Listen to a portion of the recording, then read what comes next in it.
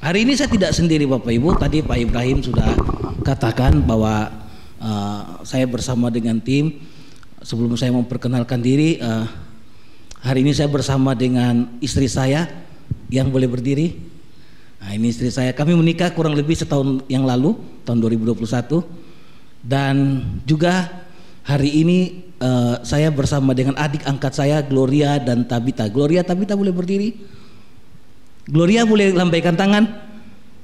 Oke, Gloria. Gloria ini adik daripada Tabita. Gloria bukan bisu tuli. Silakan kakaknya Tabita yang tadi tidak melambaikan tangan, dia bisu tuli. Tuh, jadi dan saya akan ceritakan kenapa saya memulai pelayanan ini. Nanti juga Glo bisa bersaksi sebentar.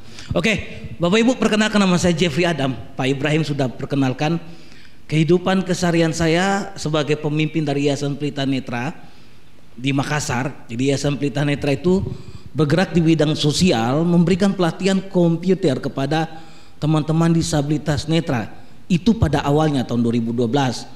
Selain saya sebagai pendiri daripada Yayasan Pelita Netra, saya juga adalah pendiri daripada Departemen Panen Saham Disabilitas. Jadi ada perusahaan yang di Jakarta namanya Panen Saham Sekuritas. Perusahaan ini bergerak di bidang pasar modal. Jadi saya adalah satu-satunya disabilitas netra yang mendapatkan sertifikasi wakil perantara pedagang efek dan juga lisensi dari OJK. Itu satu-satunya. Jadi ini pertama kali di Indonesia. Nanti saya ceritakan bagaimana itu semua terjadi. Dengan berjalannya waktu, selain kepada pelayanan tunanetra, saya juga mulai memasuki tahun 2021 tepatnya pelayanan kepada teman-teman bisu tuli. Kenapa? Karena saya mendapatkan di Makassar makin banyak teman-teman bisu tuli mendapatkan ajaran yang tidak sesuai dengan firman Tuhan. Tuh, jadi mereka menerima pengajaran-pengajaran yang salah. Kenapa? Yang pertama karena mereka tidak bisa berkomunikasi dengan bagus, sehingga mereka bisa melihat video, konten dan sebagainya, sehingga itu membuat mereka salah. Tahun 2020 saya berdoa, Tuhan tolong untuk saya, bagaimana Bapak Ibu orang yang buta berkomunikasi dengan orang yang bisa tuli. Nah, selama ini saya pakai WhatsApp, kita ketik, dia balas, saya balas juga lewat WhatsApp. Bapak Ibu mungkin bertanya, oh memang bisa orang buta WhatsApp? Nanti bisa ketik di YouTube Jeffrey Adam atau ketik tunanetra gunakan smartphone atau handphone. Sekarang dengan teknologi pembaca layar, talkback di Android dan voice over di iPhone, tunanetra juga bisa menggunakan smartphone. Nah, singkat cerita saya berdoa dan Tuhan mempertemukan saya sama Tabita dan Gloria. Tabita dan Gloria ini termasuk mereka korban gempa Palu. Tuh, mereka dari kota Palu. Nanti mereka akan ceritakan. Akhirnya kami bertemu dan Gloria saya ajak untuk ke Makassar untuk pindah sekolah di Makassar, dan di Makassar kami buat komunitas namanya Komunitas Suara Hati. Mereka menjangkau orang-orang bisu tuli karena Gloria punya hati buat teman-teman bisu tuli. Gloria dan Tabita boleh maju ke depan. Nanti Kak Jeffrey pegangkan mic karena dia harus berbahasa isyarat. Jadi sangat-sangat luar biasa bagaimana dia mempunyai hati, karena dia mempunyai seorang kakak yang bisu tuli. Karena mempunyai kakak seorang bisu tuli, makanya dia punya hati untuk teman-teman bisu tuli.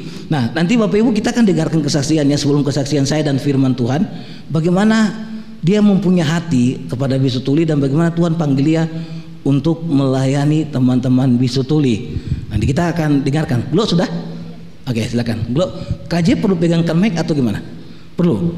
Karena kau bahasa isyarat. Oke, kamu bisa perkenalkan diri dan Tabita bisa perkenalkan diri. Silakan, Glo. Begini. Ya. Halo.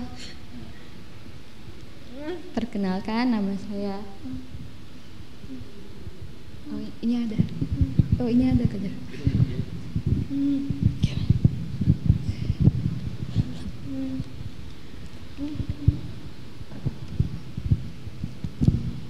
Perkenalkan, nama saya. Sudah, Kak. Tabita. Panggilan isyarat saya bisu tuli, tidak mendengar dan tidak bisa bicara. Dan perkenalkan, saya adiknya. Dulu kami tinggal di Palu.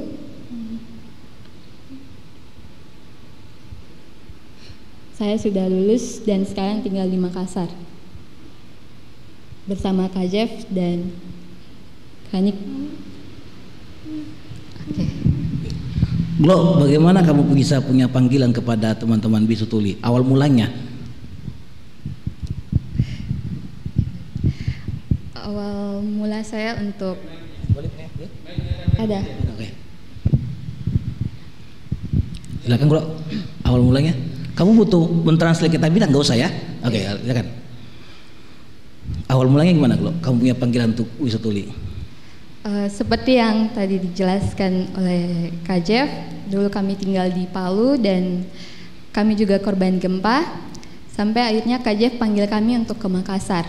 Nah, awal mula saya untuk punya panggilan dalam Bisu Tuli saat itu saya masih umur 16 tahun. Saat itu saya bingung. Kak Jeff bilang Kak Jeff mau buka untuk pelayanan di Sesas Bisu Tuli. Tapi di umur saya yang masih 16 tahun, pelayanan saya tidak mengerti seperti apa. Pelayanan itu bagaimana, cara melakukannya bagaimana, saya belum paham. Nah, setelah itu akhirnya saya berdoa sama Tuhan.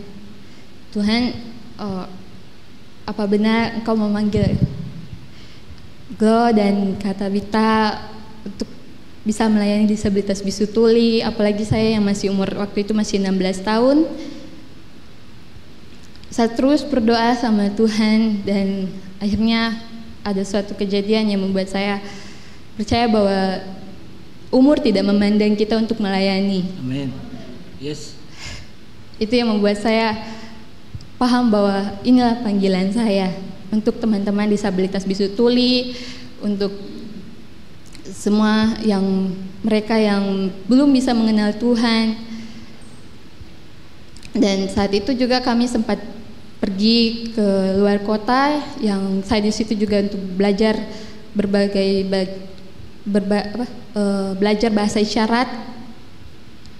Dan di situ juga saya mengalami perubahan yang sungguh banyak dan proses-proses yang saya jalani, dan puji Tuhan saya bersyukur untuk pelayanan kami saat ini kami bisa menjangkau di berbagai daerah dan itu saya sangat bersyukur.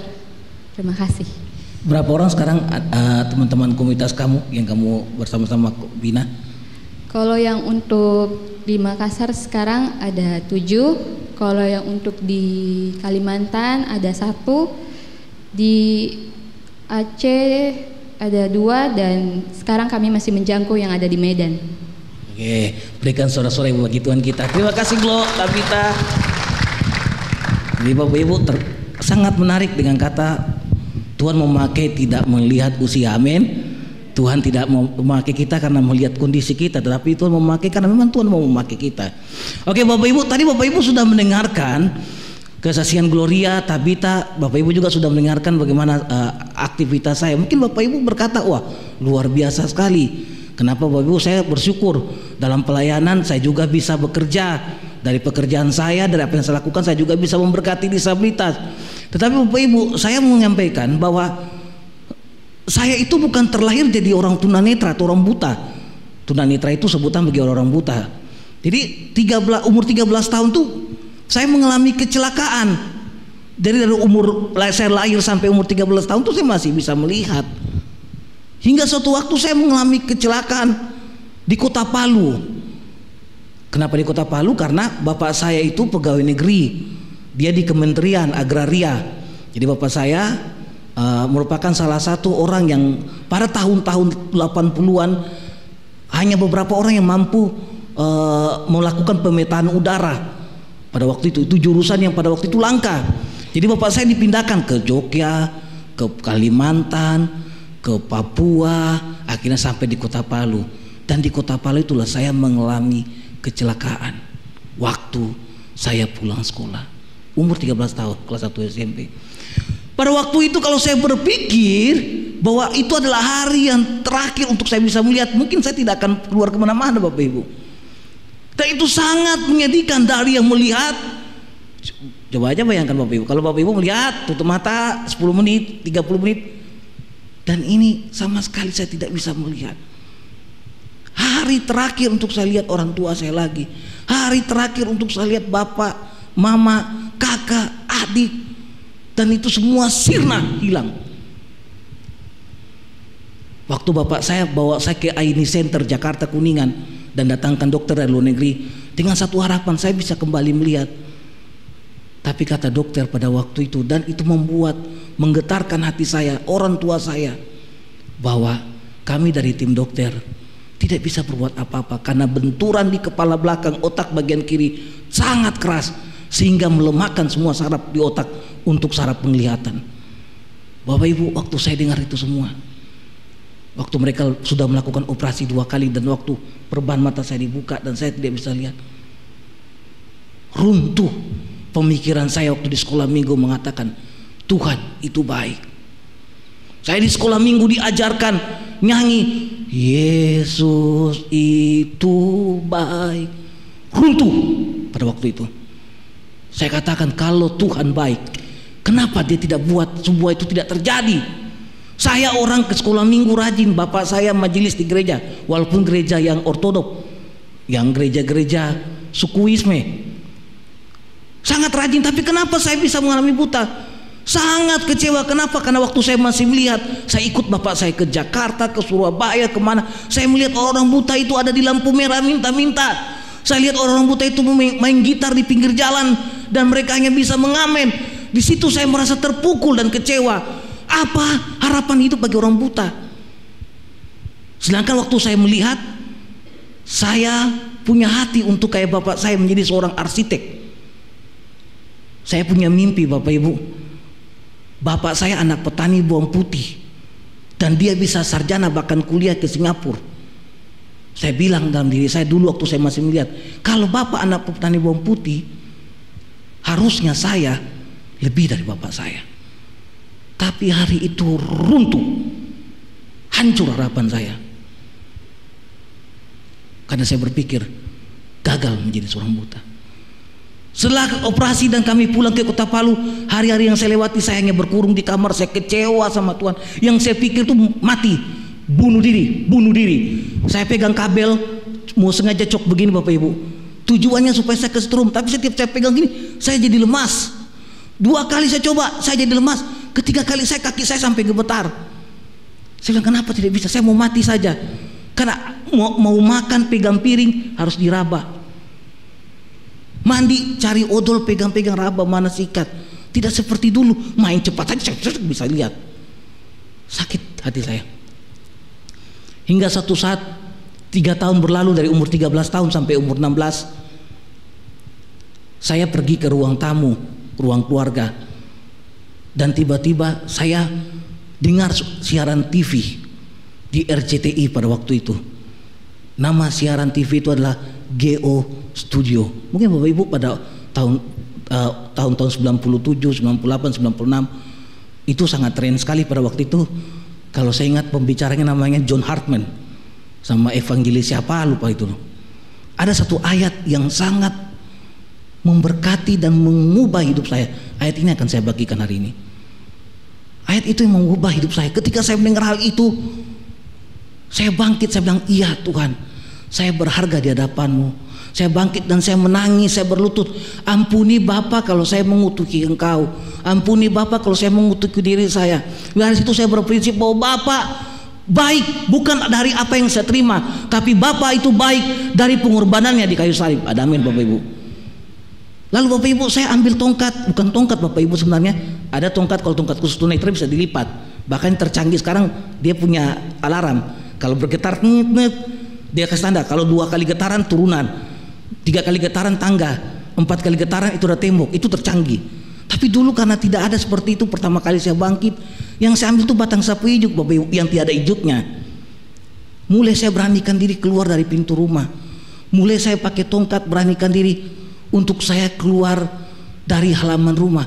Mama saya langsung berteriak, Tuhan terima kasih. Mama saya bukan dari kepercayaan yang sama, tapi karena ikut bapak saya, dia masuk menjadi Kristen pada waktu itu.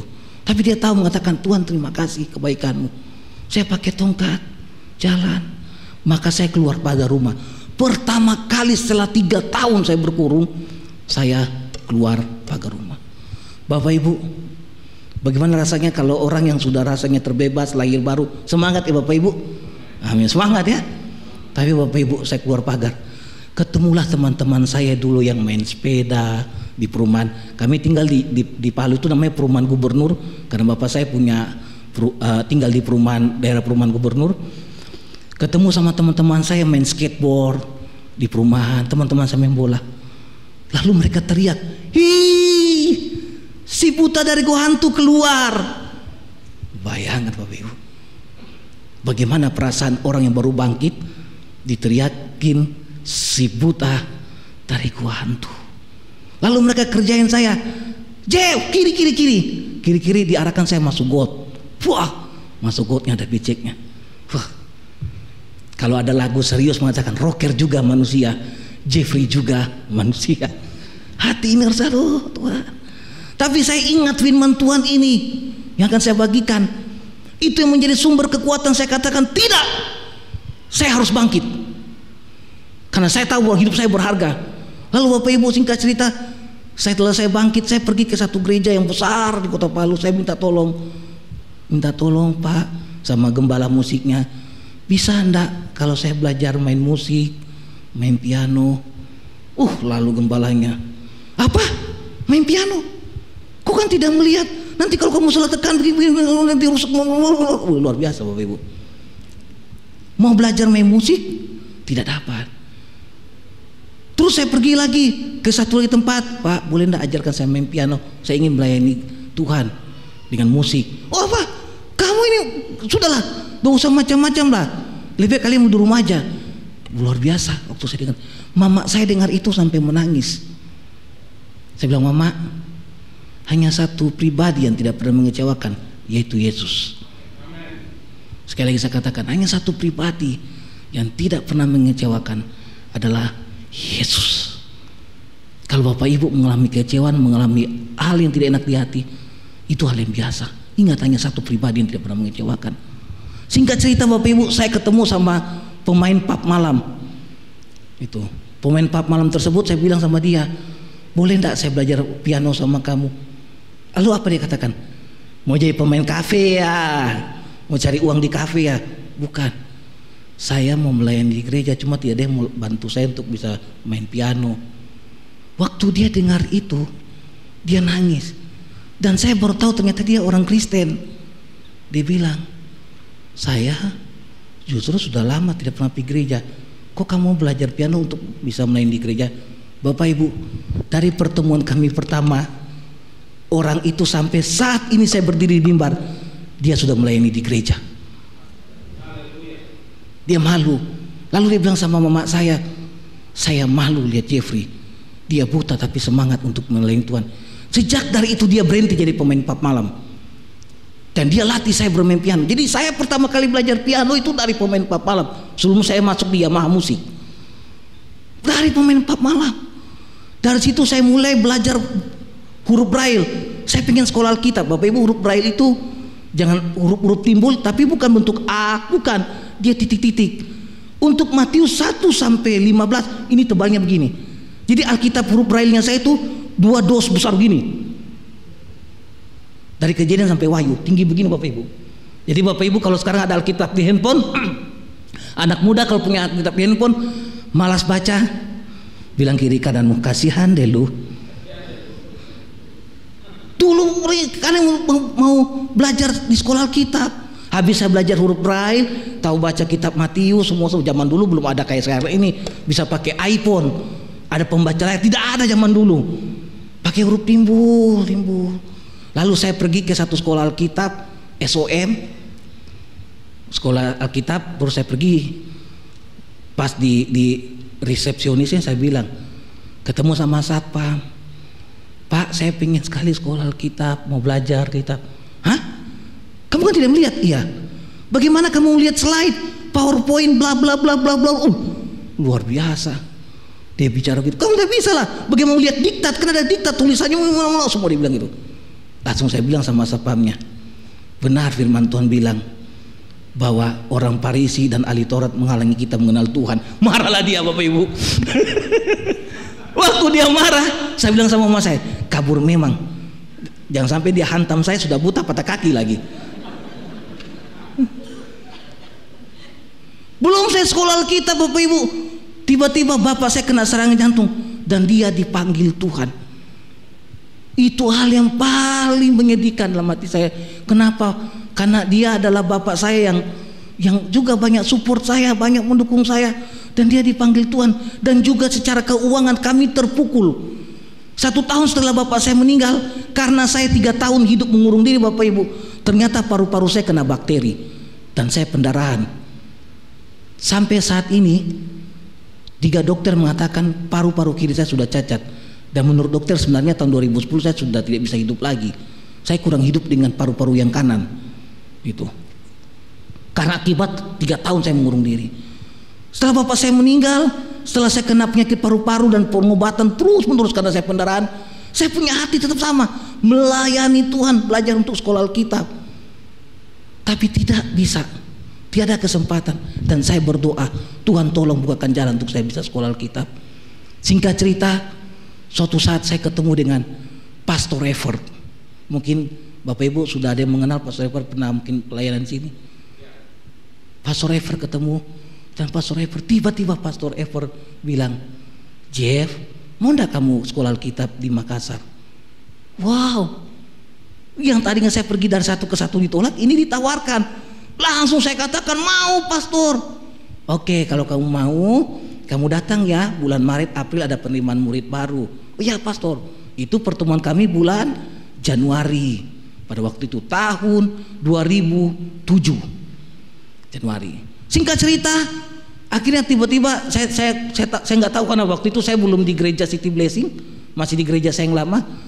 Saya dengar Pastor Evert datang ke Kota Palu, dan dia langsung menghubungi saya dan dia mengajak saya langsung ke Makassar. Pada waktu itu saya langsung mau, Bapak Ibu. Saya berpikir, sekolah Alkitab di Palu saja keren, apalagi di Makassar. Asik. Senang saya, Bapak Ibu. Langsung mau. Saya angkat, saya punya Alkitab 2 dos. Yang kasihan Pastor Evert, dia sudah angkat. Tahu kan mulia Pastor Evert gimana? Dia angkat dos saya.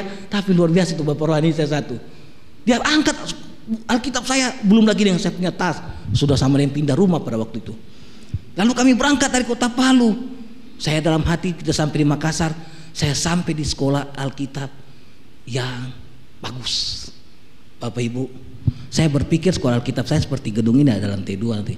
Ketika sampai di training center pertama kali Pastor Evert, harap-harapnya 2 lantai, Bapak Ibu.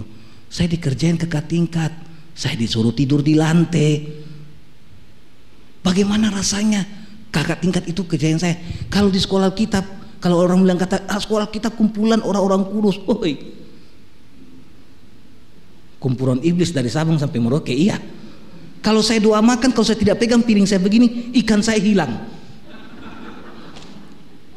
Dari sekolah Alkitab sudah diajarkan, yang ada ditiadakan, yang tiada diadakan. Kalau sabun mandi saya yang baru ditukar, dia potong tuh sabun cap tangan mirip dengan Letboy. Dia pikir penciumanku sudah mati, apa tahu mana Letboy cap tangan. Tapi itu dialami. Dan kalau pada waktu itu saya tidak kuat di dalam Tuhan dan Tuhan tidak menguatkan iman saya, mungkin saya akan bilang, pulangkan saja aku pada ibuku, ya kan? Lalu kalau saya kayak gitu, ada yang sebelah saya nyanyi, siapa suruh datang ke Makassar gitu. Menyakitkan. Saya pikir bahwa semua sekolah itu enak dan semuanya, ternyata tidak seperti itu. 2 tahun berlalu saya mengikuti pendidikan dan akhirnya saya bisa selesai. Hingga suatu saat Tuhan bukakan saya kesempatan untuk saya belajar teknologi komputer. Bapak Ibu bisa ketik tunanetra gunakan komputer, bisa ada gambaran, ada pembaca layar, kita bisa pakai Word, bahkan saya bisa buat website. Gitu. Saya dapat kesempatan pendidikan ke Jakarta. Dan selesai pendidikan Jakarta, Tuhan bukakan jalan. Ternyata saya mengerti. Oleh karena anugerah Tuhan saya bisa lanjut ke Malaysia. Di Malaysia Baptist Theology Seminary. Saya kuliah di sana di Malaysia. Dan di kampus tersebut katanya sudah sekian puluh tahun berdiri, baru kali ini dapat mahasiswa yang tunanetra. Tapi bersyukurnya saya tahu gunakan komputer, baru saya mengetik. Waktu saya di Malaysia tahun 2010 Bapak Ibu, Tuhan berbicara kepada saya.